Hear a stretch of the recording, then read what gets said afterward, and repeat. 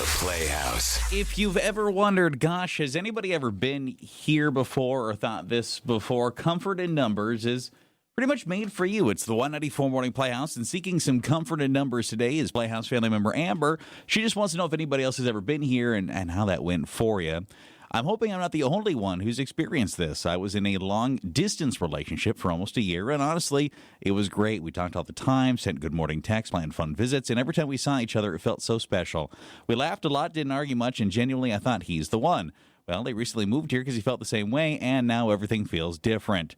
The spark is gone, the conversations are flat, and little things annoy me that never did before. Instead of being excited to see him, I find myself needing space and sometimes just staying at work late so I don't have to see him. I feel terrible because nothing bad has happened. It's just not the same now that it's real, and every day it's not the same person. Has anyone else ever had a long-distance relationship that completely changed once you were finally in the same place? Did it get better, or was that a sign that you just weren't meant to be? I love some comfort in numbers more than advice. So she doesn't really want you to advise her on what to do. Frankly, I think she kind of knows what she's got to do already. She just wants that reassurance she's not the only person to have a long-distance relationship blow up in her face a little bit when she closed the distance. She closed the gap on the long distance. 237, if you can provide some comfort in numbers. You been there before?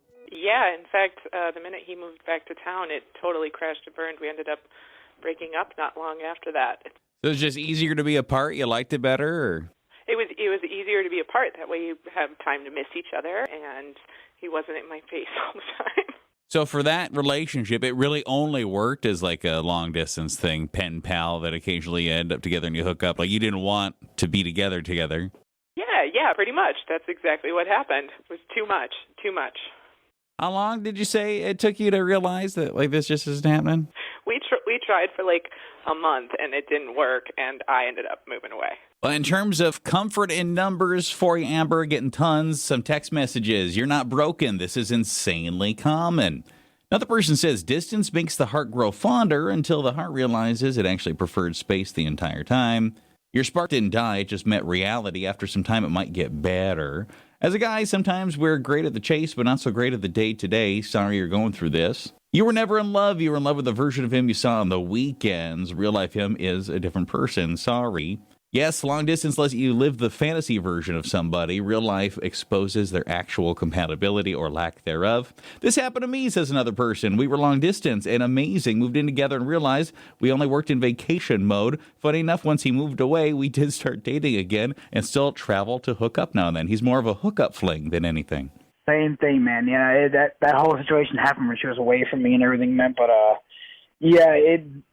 long distance relationships, they can tend to work out a little easier because you don't have to see the person every single day, every single minute. But once you move in together, you see them, in all aspects. They're going to the bathroom, they're messy, they might drink out of a milk carton, that might bother you. So are we sure some of this isn't just like existing?